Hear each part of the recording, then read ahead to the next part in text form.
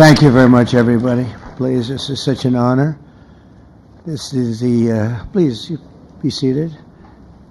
This is the first time we've been at the new and improved Rose Garden, and people are loving it. They're loving it like they've not loved a lot of things. We have the Presidential Walk of Fame, which you just saw, and it just opened, and we wanted to get it open for this occasion. We were hoping we were able to get outside, and the weather allowed us to. It was supposed to be a terrible rainy day. I was telling Eric, and God was watching, and he didn't want that for Charlie. He just didn't want that. So it's really beautiful. It couldn't be more beautiful. Today we're here to honor and remember a fearless warrior for liberty, beloved leader who galvanized the next generation like nobody I've ever seen before, and an American patriot of the deepest conviction, the finest quality and the highest caliber, the late, great Charlie Kirk.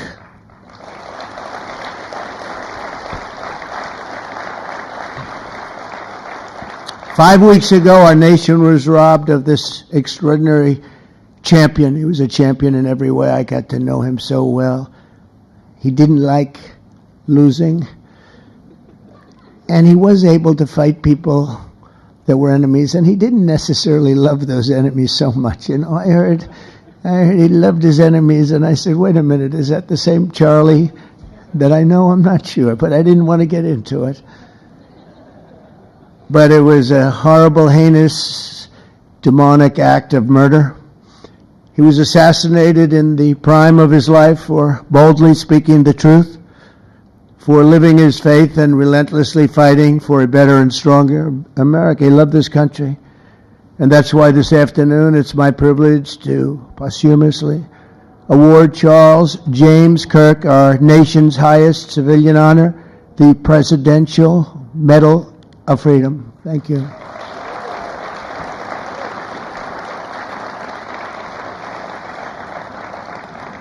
As you know, only hours ago I returned from a very historic trip to secure peace in the Middle East. People said that couldn't be done. Charlie felt it could be done. Charlie felt it could be done. Thank you. Thank you. Thank you very much. But I raced back halfway around the globe. I was going to call Erica and say, Erica, could you maybe move it to Friday? And I didn't have the courage to call. But you know why I didn't call? Because I heard today was Charlie's birthday. And I said, you know, that was a definite. And I said, we're going to have to forget about some of those very big, very rich countries that expected me to be there. And I can tell you, based on the length of that flight, I wouldn't want to go back tomorrow. But I would not have missed this moment for anything in the world. Nothing.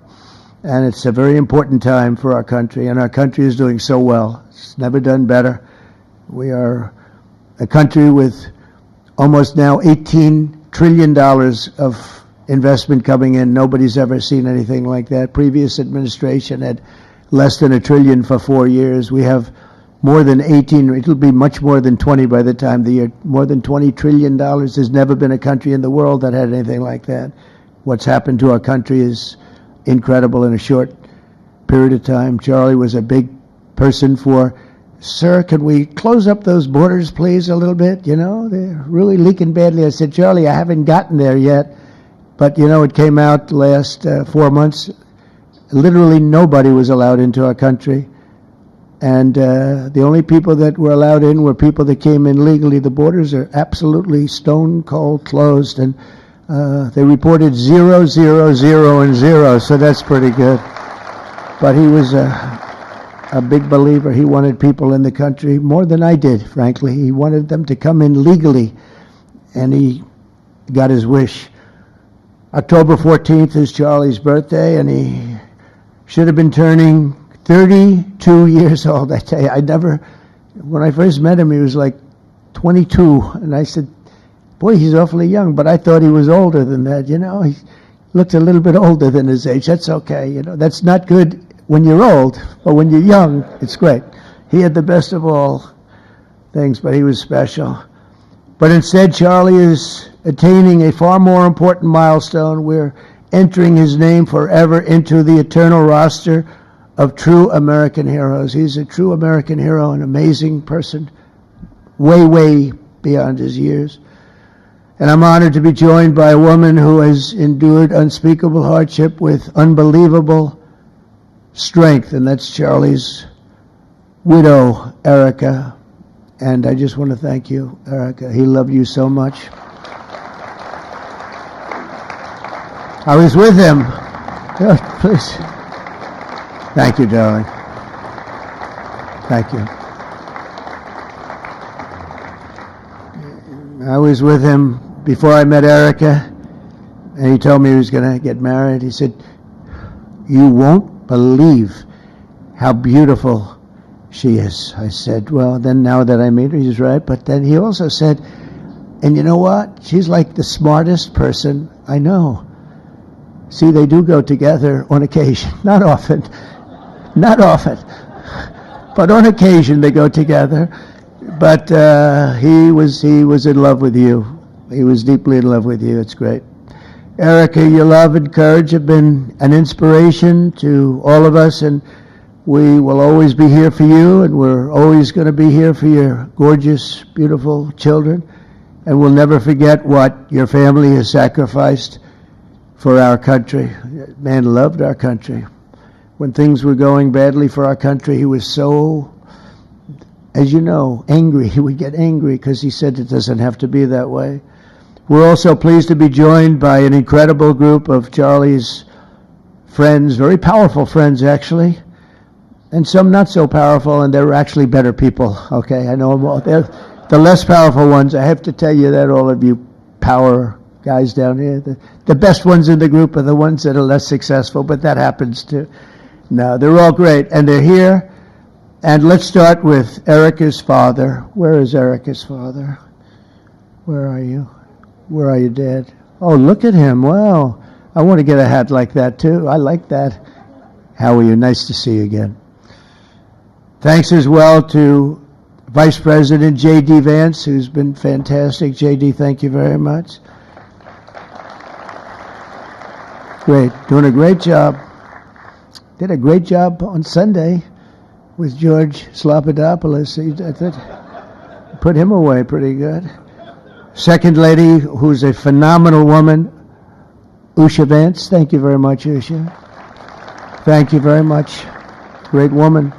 President of Argentina. He wanted to be here. That's Argentina's a serious flight, right? And he's become a superstar, and he's doing amazing things. He's a MAGA person, but it's make Argentina great again. That's what he does, right? And I want you to stand, please, Javier Milei. Doing a great job. Thank you very much. Many members of my cabinet are here. Just about all of them are here. I won't go into every single one of them, but I'll announce a few of the people that have really turned this country around and helped me. Incredible people. Speaker of the House, Mike Johnson. Where is Mike? Mike, what a job you're doing, Mike. What a job you're doing. And I watched you this morning, and you're in there trying to say, look, just let the country open. Everything will be fine. We're dealing with some radical left lunatics. And I just wish Charlie was here to fight us. I think the fight would have been over already. He would have had a march on the Capitol by people whose average age is about 21, because there's nobody that had that relationship with young people. Right, Mike?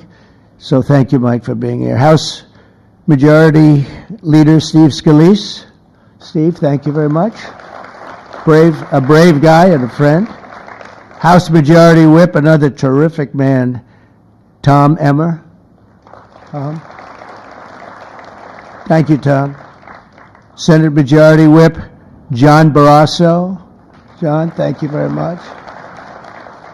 You have all these senators. I'm going to get in trouble. I'm not going to read all their names. I'll be reading all day. We'll be talking about Charlie in about 45 minutes from now. We can't do that. So all of the senators, there's so many of you. Thank you very much. I do want to thank Senator Thune for doing a terrific job. He's really been leading properly. Do you agree, Mike? The team, the two of these guys have been fantastic. So to Senator Thune, I want to thank you very much. Incredible job. I watched him this morning, and he was out there pounding them this morning on television, too. And John Barrasso, thank you for the work you've done, and congratulations on your success. But I want to thank you all and all of the Congress people that are here. And I see we have our Attorney General here, and you are doing a fantastic job. Thank you very much, Pam. Thank you. Thank you very much. We have everybody. Wow, that's incredible. Okay, I'm not going to do any more. I'm going to be here too long. But I just want to thank you. Have given him such support, but he always gave you such support. That's why you're here. And very unusual. Charles James Kirk was a visionary and one of the greatest figures of his generation. He was truly an amazing figure, and growing leaps and bounds. He knew that the fight to preserve our heritage is waged not only on the battlefield and in the halls of power, of which we have tremendous power here, including the head of a place called war. We call it now war. We had defense. We had our Secretary of Defense. Now we have a Secretary of War. And somehow I think it's more emblematic, and hopefully we'll never have to use war, but the fact that we're ready is very good. Peace through strength is very important, but also in the hearts of our nation's youth. That's where Charlie rode strongest. At age 18, that insight inspired Charlie to found the organization that ultimately touched the lives of millions and millions of people, and so many young people that nobody's ever seen anything like it, frankly. Turning Point USA. It's amazing, and it's actually bigger now. It's become bigger in the last few weeks than Charlie ever thought. I think his end vision in many years from now would have been just a fraction of what it turned out to be in a couple of weeks, right? It's amazing. With hard work and joyful spirit and endless enthusiasm and determination. And he did have great enthusiasm. You know, I always say you need enthusiasm to be successful. He had great enthusiasm.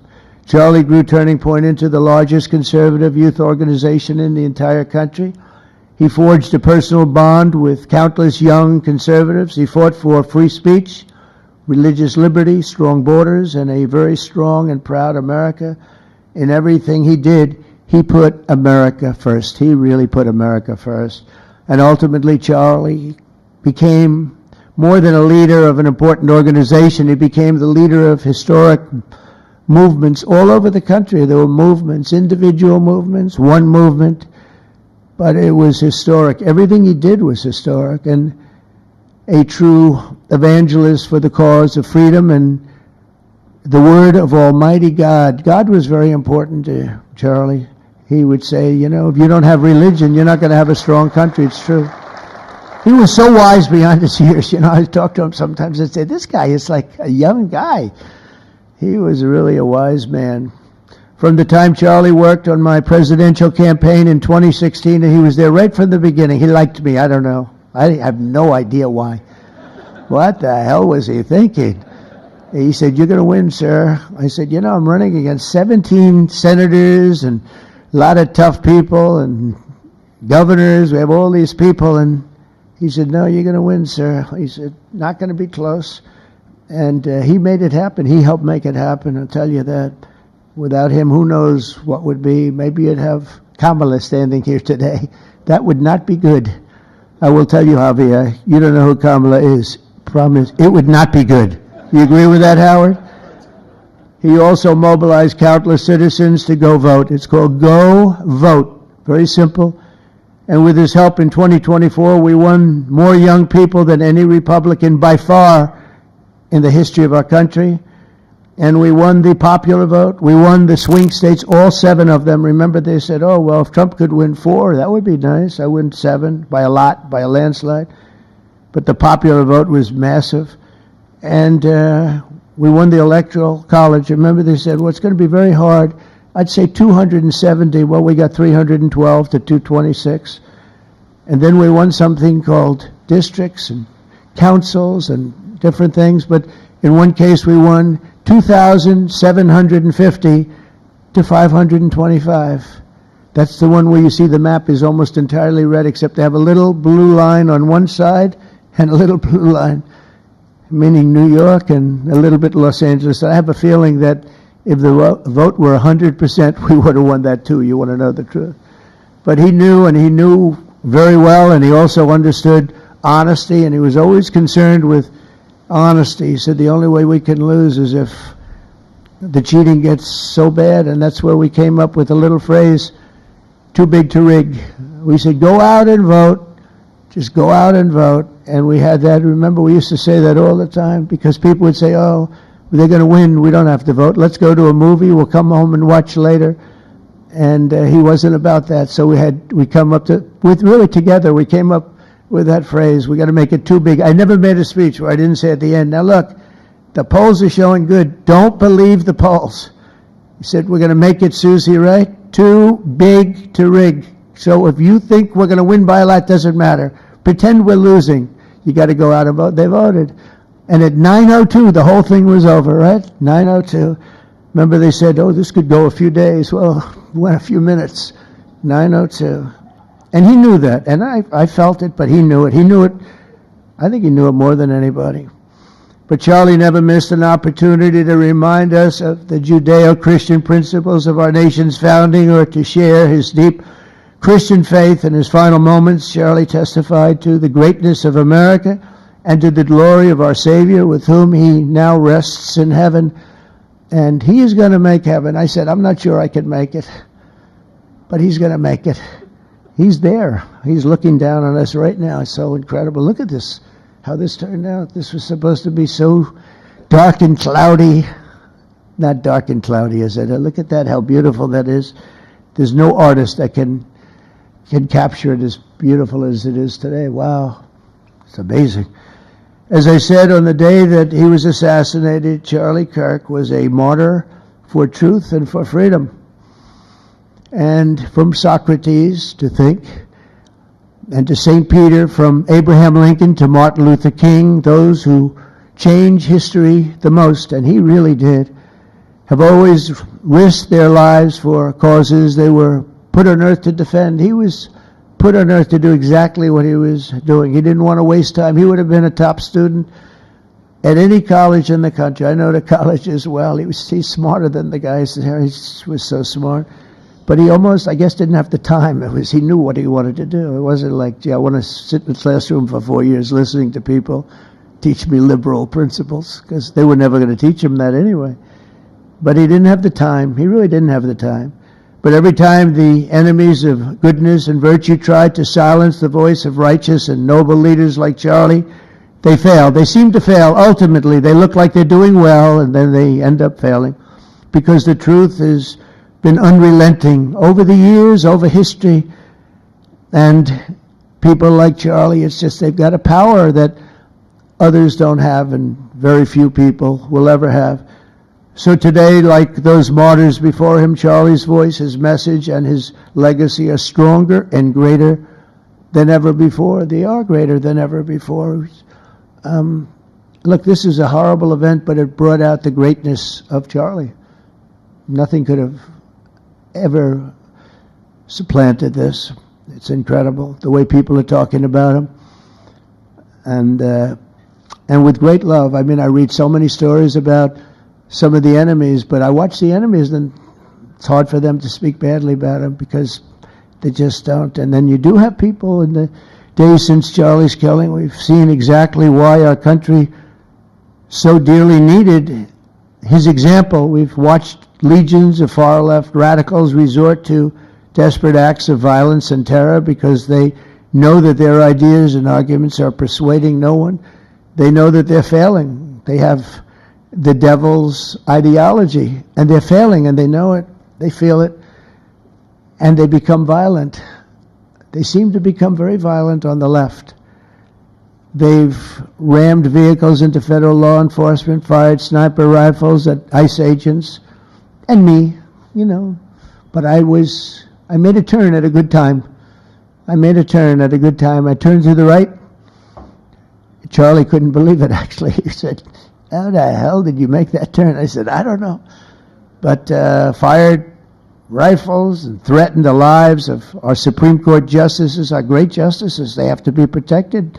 We just issued a lot of money, $60 million, to protect the Supreme Court justices.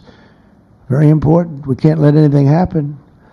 In places of worship, we're protecting our people. We've seen that a candidate for Attorney General in Virginia boasted that he would want to see the Republican legislature, a legislator in Virginia, shot in the head and to see his children murdered. He actually said this. And now he continues to run for office, and most people continue to back him, but he said he wants his man shot. He said shot in the head and to see his children murdered. And they keep running. Pretty amazing, right? That's a bad one. Let's see how that turns out, but that's a really bad one. Nobody's heard that one before. Especially in the wake of Charlie's assassination, our country must have absolutely no tolerance for this radical left violence, extremism, and terror.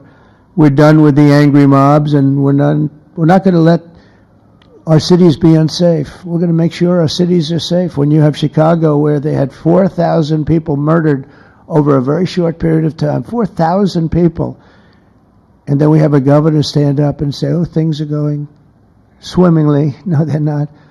We're going to make Chicago safe, just like we're going to make, look what we did in D.C. It's so nice that we started here, because this was one of the most violent places in the United States. It'd be dangerous to be right out here. But you couldn't go to a restaurant. The restaurants were all dying. The whole place was dying. You'd have these gorgeous, look at the Washington Monument over there. You'd have these gorgeous buildings and monuments and structures. And people were afraid to leave their apartment. They were afraid to go to work. They'd get into an Uber and they'd feel safe, and then the Uber would be attacked. They thought they made it to safety, and then the Uber was attacked on the trip in.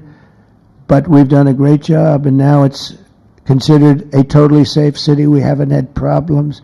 It took us 12 days to make it great. We took out, Pam, 1,700 hard criminals, career criminals in many cases, but these are hardened criminals. Many of them came in through the Biden open borders. We brought them back to the countries.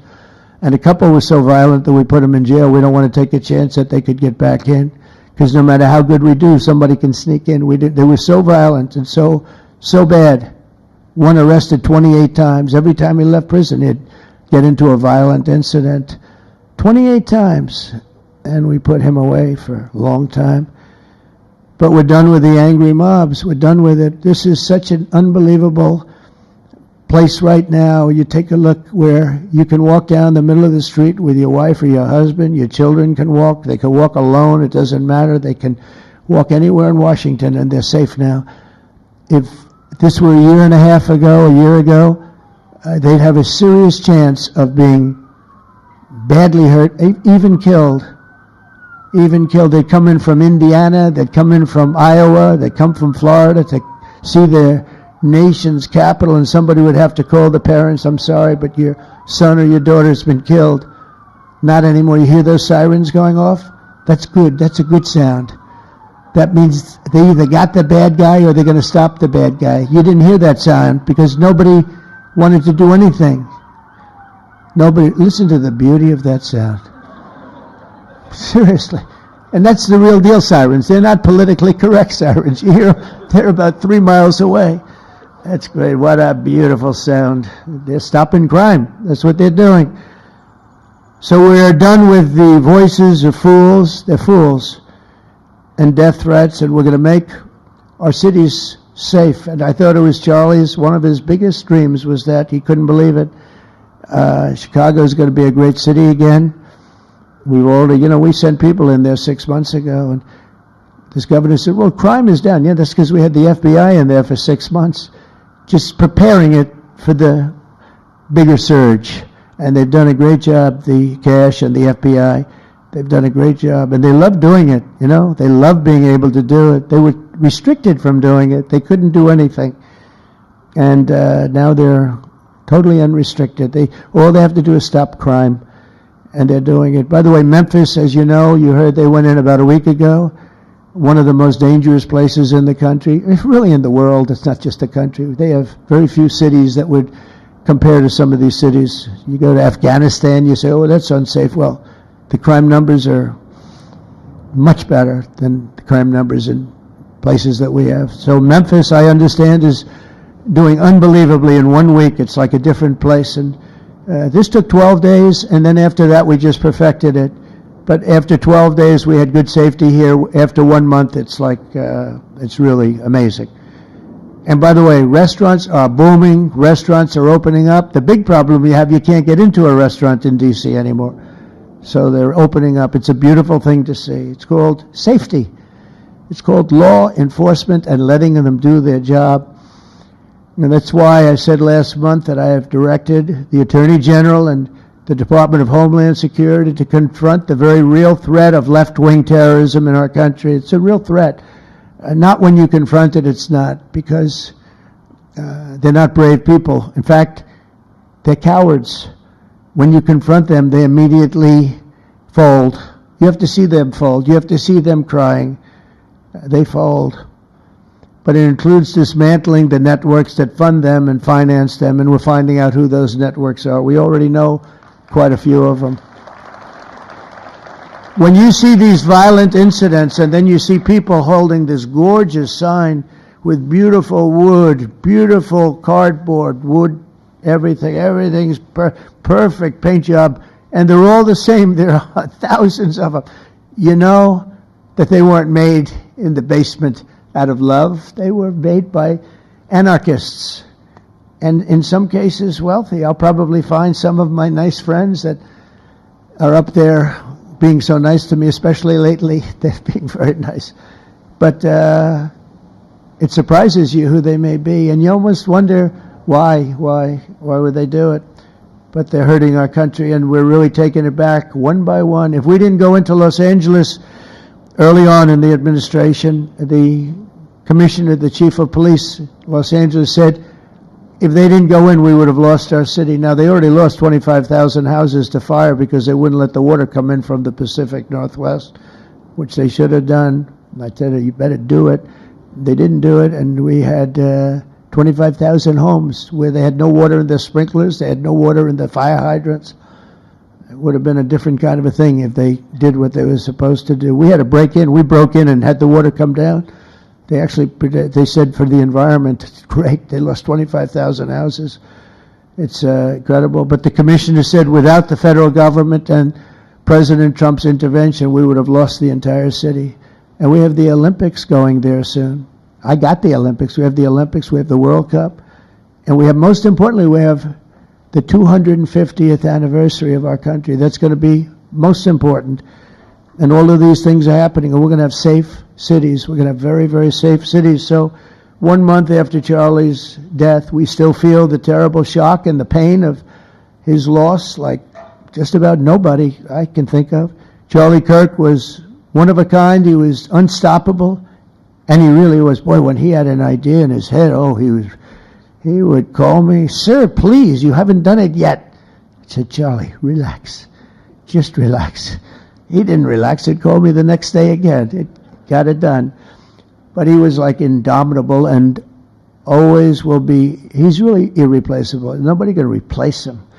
But they're going to do great. But you can't replace that kind of person and that kind of talent, frankly. The word talent is an important word, but that kind of talent. So we hold his memory in our hearts forever. Every single day of this administration, we will continue to carry out the mission for which he lived, and he really did. He lived for this country. He lived for his wife and his family, but he lived for this country too. In Charlie's honor, we will continue like we have been to fight, fight, fight, and to win, win, win. We're going to win so much.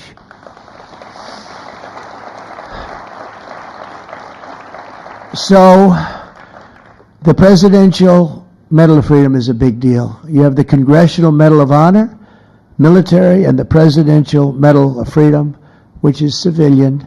And the Presidential Medal of Freedom is a really big deal. Very few people get it.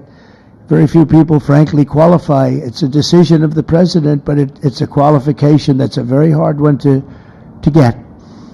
And I would like to ask, if I might, the military aide to read Charles James Kirk's citation for the Presidential Medal of Freedom. Thank you very much. Thank you.